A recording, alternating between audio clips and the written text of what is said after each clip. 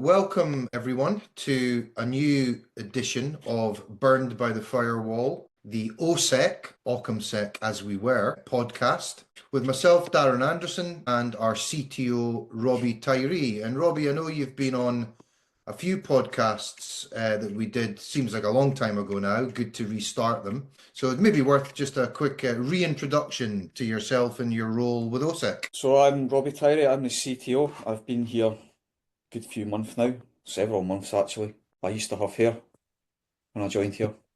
Leave it. Yeah, it's happy days back then, Darren. So I'm responsible for the technology side of the company. At the moment, focused on the Incenter platform, continuous threat exposure management tool, continuous pen testing, what some people like to call it. But yeah, so I manage the dev team mostly. We're doing other things other than dev at the moment as well. Starting playing about with some AI tools, etc. But we can talk about that another time. So it's early stages yet. But yeah, happy to be here. It's been a long time, Darren, too long. In fact, I see you've not caught up with the technology side of things. I've managed to get my OSEC background done.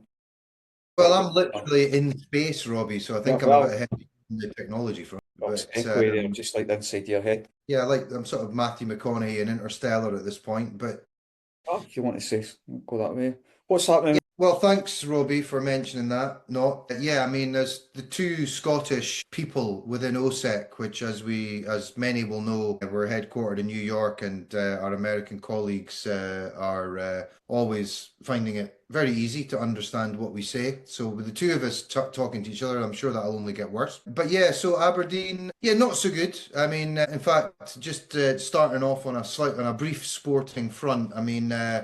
Aberdeen started the season with 20 wins in a row and then promptly went to 20 defeats in a row. Even Hearts, it's Edinburgh's second club, Robbie, even they've managed to catch up with us. What have you got to say about that, being a Jambo yourself? We're on the cusp of greatness as always. Since 1986, we've always been on the cusp of greatness. Clinging on to the top six spot, but when we beat Dundee United on Sunday, should be all good. Continue the sporting theme. So we've got a sweepstake at work for the March Madness college basketball. How you doing, Darren? Are you in that, or did you not bother? Well, I don't understand the first thing about it, so I didn't go near it. Our American listeners and colleagues seem to know what's happening with that. I don't understand the names, what the madness bit is, why even college sports are so big. I mean, I do appreciate they are huge in America compared to here, but no, I don't touch it, Robbie, because I lose enough things in life without going near college basketball in America. Well, I don't understand it either, but somehow I find myself currently, with the last round of games to go, sitting second in the table behind our COO, Erin Murtha, right? And she's put $1 million of her own money on the line for the winner, and I think it's safe because she's leading the way. Tax-free as well, Mark, the CEO. And it was yearly as well. Yeah, if the CEO and COO are saying it, then all we can do is believe it and carry on. Yeah, so good luck with that then, Robbie. Good to hear that in some ways. What have you been up to this week, Dan, work-wise? Well, I'm glad you said work-wise, Robbie. I was about to say a lot of really controversial things there. So yeah, obviously with my role, which is very much on the commercial side, looking after a few of our clients in the UK, finding some new ones when I can. So really that's my focus, as you know, Robbie. So yeah, I mean, just veering slightly into more OSEC news-focused stuff here. We speak to, as you know, Robbie, we speak to a lot of organizations in all kinds of sectors every week. In fact, next week I'm down at the National Cybersecurity Show in Birmingham at the NEC. I'm hearing that Birmingham is rat infested right now, and there's rats the size of cats in Birmingham. So I'll be looking forward to getting nibbled at there. I mean, they might not go near me, but so the NEC event, the NCSS show, is that right? National Cybersecurity Show, yeah. I mean, we've been there the last couple of years. We've picked up some clients from it. It's been quite a good forum. So looking forward to that next week. Meet some old customers who are coming to see us and obviously find some new. This week, we've had a very good session today, which you joined, Robbie, with a major law firm in the UK. And as with many of our clients, be they big or small, and what I mean by that is, we've signed up a lot of very small fintechs lately. We continue to have large fintechs using our Incenter platform as well as our traditional pen testing services, and of course companies from all other kinds of sectors. Yes, I mean the conversations we've been having this week as I say, including, a very large law firm and a few other smaller ones, from manufacturing, digital transformation company off the top of my head.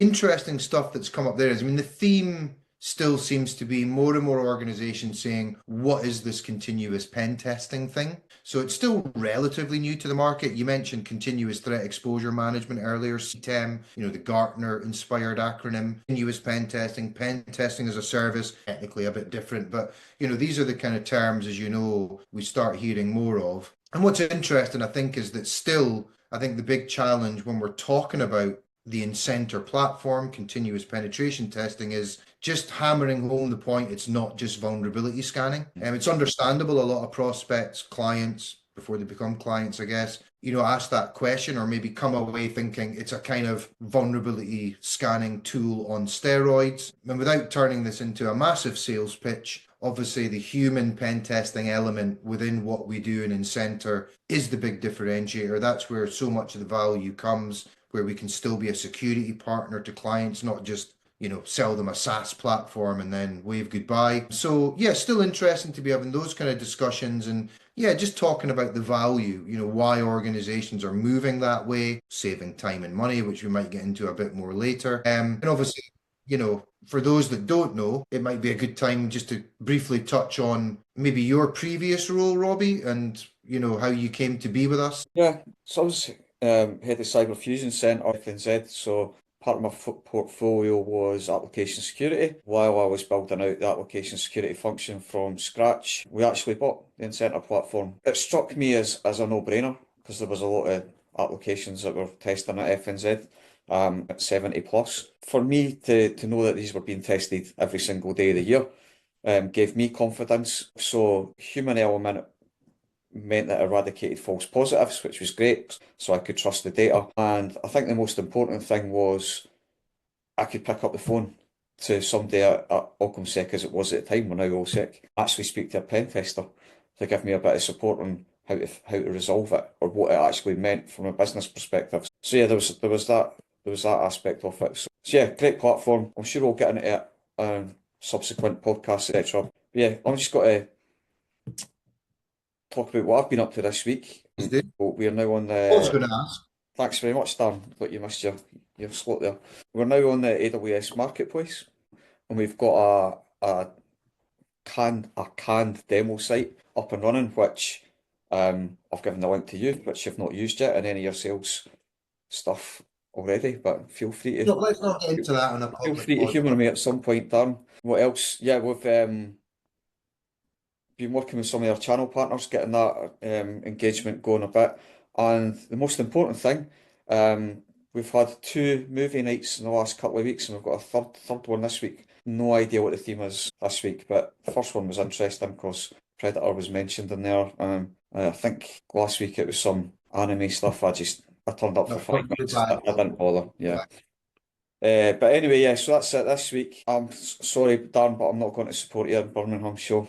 Didn't really fancy it when you mentioned the rats. But I will come up to Aberdeen at the end of the month and help you out there. That's right. We're up there to meet some oil and gas prospects, customers as well, aren't we? My hometown, as we talked about earlier, finest football team in the world, well, in 1983. So yeah, looking forward to that one. And yeah, I think for those that are probably thinking, what on earth are these 2 jocks rambling on about? And for our American colleagues, that's a lovely way to describe Scottish people. We are a offensive cybersecurity company, so getting back to what we've been talking about this week, Robbie, as you would expect, therefore, we still are speaking to a lot of customers about penetration testing, vulnerability management, red teaming, purple teaming, all of which we deliver quite regularly. And I think it's interesting that, we've talked about this before, right? How I've ex-Dell SecureWorks and NCC Group myself, been in information security, cybersecurity kind of roles for best part of 20 years, I guess, more or less. I think, a lot changes and some things don't really change, right? And we talked earlier about the vulnerability scanning versus penetration testing. I think that in the main, most of the organizations, I don't know if you agree, Robbie, a lot of the organizations we speak to are, in general, far more mature and knowledgeable about what they're looking to buy and why.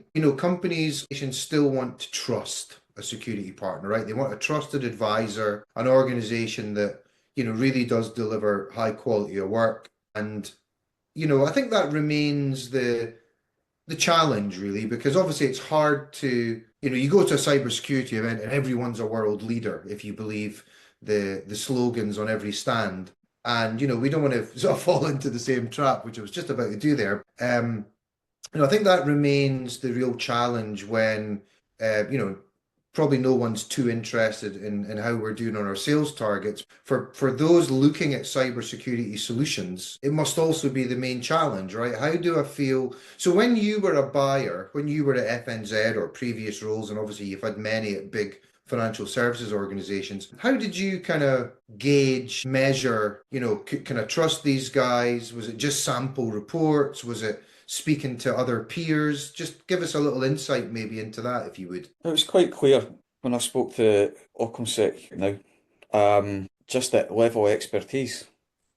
So we've got some seriously good pen testers working for us, and that was quite clear. And the quality of the work that was shown. How do I go about selecting, how did I go about selecting vendors? Well, cost is obviously a factor, Darren, as you're well aware, being a sales guy. I mean, I remember ripping you off massively. It was one I remember. of the happiest days of my life. I That did doesn't. get good satisfaction with that. Maybe our CEO didn't appreciate it. I'm sure he won't appreciate it now when he watches this back. But yeah, that was so cost is a massive factor.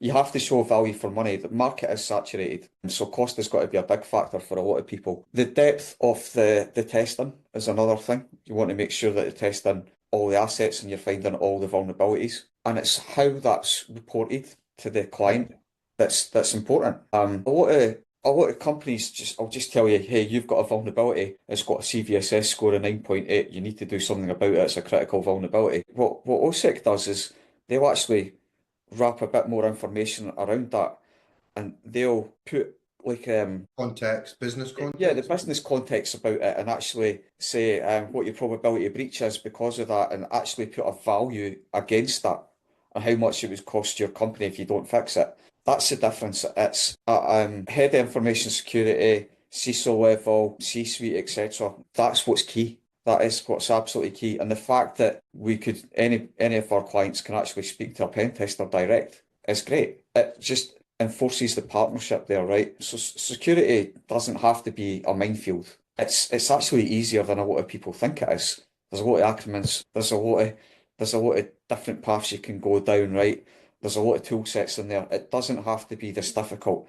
I think we're trying to change that. I think if there's a human on the other end of a phone that can actually give you that support, it's going to help companies massively as well. So, I mean, it ticked all the boxes for me, despite at the time being in the US. UK presence worse than what I'm taking from this, Robbie, is I definitely should have charged you more, but carry on. Well, you keep telling me that. I just keep reminding you how pleasant it was just to Just to not deal with give you you, enough commission here, Darren. But yeah, payment. but yeah, I mean, it's the whole partnership thing for me was the main thing.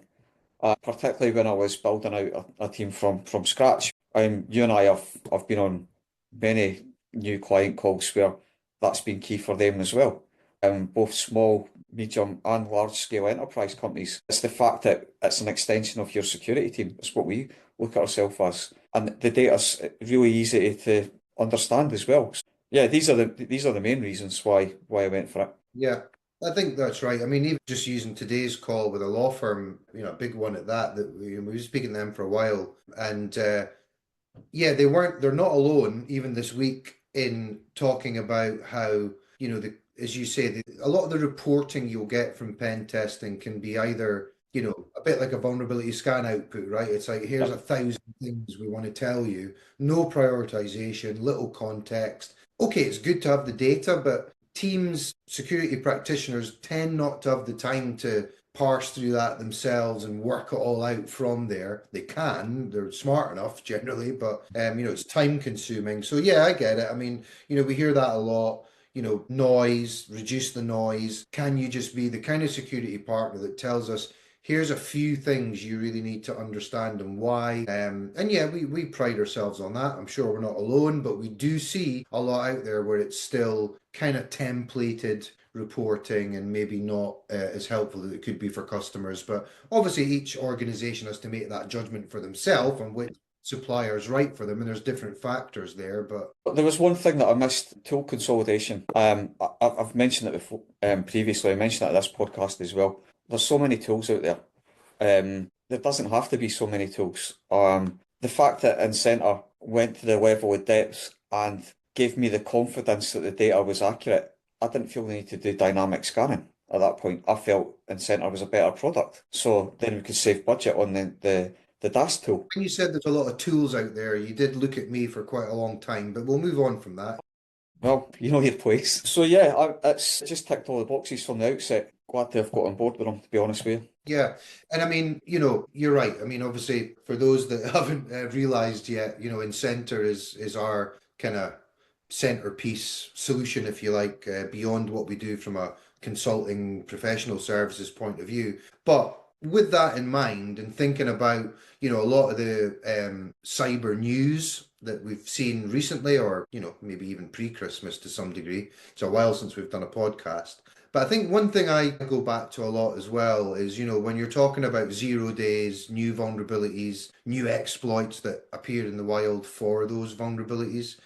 I will just mention Incenter again because, of course, one of the great benefits of having your technology stack, if you like, on that platform for continuous testing is when these new things appear, we can be right on it. You don't have to wait till your next scheduled pen test in 6 months or a year. But moving on from that, just getting my little sales pitch in there again. Moving on from that, I think a lot of what I see, Robbie, there still is really comes down to vulnerabilities, right? Of course, there's some very clever threat actors and groups out there and nation state and mature, developed, as I say, threats and compromises. But in the main, we talk about prevention is better than cure a lot. And anything you talk about, when it comes to some of the breaches that have been in the news in the past few months, I guess, because as I say, in my view and what I've seen, it still comes down to a lot, it was just an unpatched server. Is that fair? Yeah, absolutely.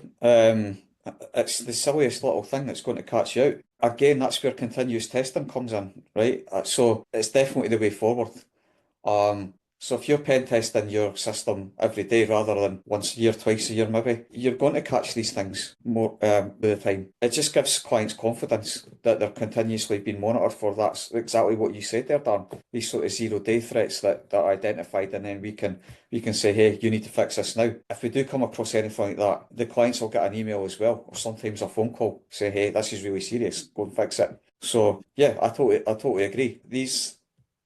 These are still the biggest issues, like unpatched servers. Absolutely, 100%. Yeah, I know it's scary, really, isn't it? To some degree. And then just, I guess, a bit more broadly, Robbie. Any other particular sort of news from the cyber world when it comes to breaches or? There has been one which is talked about time and time again, the supposed Oracle breach. I mean, Yeah, tell us about your view on that. Well, have they been popped or have they not? Right? There's a massive debate in the industry about this at the moment. They're denying it. Everybody else is not denying it. I'm ex-SAP SAP, so I'm going to say yes, they were. Really. I mean, I just wish people would be honest. I mean, are they? I don't know. Nobody knows, right? I mean, until Oracle come out and say yes, they have, or for sure, or no, they haven't, and evidence is provided, then people are going to think the worst. Yeah. And it's just that I think we need to build confidence in our industry. There has to be an element of trust here. So Yeah, it's always been, I mean, even with the, speaking from a UK perspective, the Information Commissioner and, what appeared to be a move forward in more so in the States, I believe, of course, in terms of timescales, you have to report a breach. There's been some moves in that area, but I think we both know, and what you're saying, Robbie, is that, I can appreciate it's very difficult if you're a big organization with an important brand just to go on the internet right away and tell everyone in the world this happened. But yeah, there's been some pretty damaging examples where companies have held that back to the detriment of their customers, right? Where data has been leaked and we find out a lot later. But I don't know if that's really changed so much. I'd like to think we're moving in the right direction with people being a bit more knowledgeable about cyber breaches these days and what it actually means, what it means from a business context, about how much money's lost, what it means for customer data. You've then got to change, you've got to inform clients that your data's been hacked, go and change your password type thing, right? So I'd like to think that we're moving in the right direction, but I don't feel we're at a plateau for that yet. But getting there. Yeah, I think it is a bit better, but it's still a big problem, right? I think that, and the other thing I pick up on a lot is that, a lot of the times we might not hear as quickly as we'd like to about certain incidents. It might be because that organization thinks, this wasn't a sophisticated attack. We just really did not do a lot of basic cyber hygiene things well, and that led to us. Now, that is bad, and nobody wants to admit being that bad. And I think that's got to be the next best step, right? Is to say, actually, again, without turning it into a massive OSEC sales pitch, if you're going to think about prevention is better than cure as your first step, it costs an awful lot less money. Sure, you need to think about incident response plans and who would be our forensics partner if the worst happens, how will we handle the media. Yeah, all that stuff probably is, for most companies, very important. But I mean, the cost and impact of just dealing with, do we know what we have? And are the key assets secure, isn't really such a difficult piece to manage. So why do you think, there's still sometimes that reticence or just lack of awareness maybe in some organizations to tackle that first? I think it's a difficult one to answer, Dan, right? I It know is. I've been yeah, well, yeah, thanks for that. You could have prepped me on that one. It comes back to budget, right? I mean, it's how you actually go about spending your budget. I mean, up until recently, very recently actually, the information security slash cyber budget was bundled into the IT budget. It's only like in the last 10, 15 years we've stepped outside that bubble. And some companies, some of the smaller companies are still in that position. So where do they prioritise their spend? Especially for startups, right? They're going to have to build their infrastructure. They're going to have to spend money on market. I actually spoke to one yesterday who was asking me for advice on how to get through some of these barriers. And it was all around like, what do we prioritise? Well, you have to market what you're selling. You have to make sure you've got the infrastructure in place. Security's not really high up on a lot of these companies' radars until something happens. It doesn't have to be that way. That's what I keep saying. Security can be done at a cheaper level and just so much better if they tackle it from the outset. But you're right, it's how do we get that message across? Well, yeah, I mean, These podcasts are hopefully going to help that, Dan. well, we're doing, important work here, Robbie. And yeah, I mean, I think back to, 15 years ago, probably, is it? Maybe a bit less, with, as I say, Dell SecureWorks and NCC. I'm sure anyone, even in the States, will be familiar with Dell and SecureWorks that was acquired by Dell, and then NCC Group, who I was with, in the UK, lots of pen testing. And, the conversations back then were the same, right? It's like, prevention is better than cure, but there's always the challenge around ROI, competing budgets. We've got to just keep building and selling what we do. And we understand that. But yeah, I think the point you make is the key one, which is, it's better to, bite the bullet to some degree, find that trusted security partner, hint, OSEC, and, identify where quick wins can be made for, reasonable costs. Because yeah, so much in cybersecurity, understandably, when you're thinking about SOC support, having a 24/7 SOC supporting you, the MSSPs out there, the big ticket kind of solutions that are out there for threat intelligence and intrusion detection. Sure, they've got their place, but I mean, yeah, the price tags on these can be pretty eye-watering, but that's not the place you should start, right? When you're thinking about. Correct. So I think we're out of time for this edition. Well, I was just going to ask you some much more personal questions, Robbie, so we've probably got away with it there. But and to the great relief of everyone listening, it won't be like this every time. It's good to restart the podcast and just do a quick update on where we are and what we've been up to and what we're still doing. but we do have not quite in the sort of Graham Norton vein, but we do have some guests lined up for future podcasts, of course, because frankly, Robbie, who wants to listen to you and I every month? Well, maybe I'm underselling it. Maybe there's a big... We've got Ricky Gervais. Got him. Ricky's still to get back to me, but I'll let you know what happens there. So yeah, looking forward to getting more of these in play down the line. I'm sure we'll have some, as I say, interesting people joining us for talks about certain aspects of security, practitioners, and maybe some people at some very large organizations that we work with. We're working on them, aren't we? So looking forward to that, Robbie. Good to talk with you today, though. Yeah, and you, Dan. Hope your team gets absolutely hammered on Saturday. We'll edit that out, but thanks anyway, Robbie. All right, cheers for now, and thanks for listening, everyone. Speak to you next time. Cheers.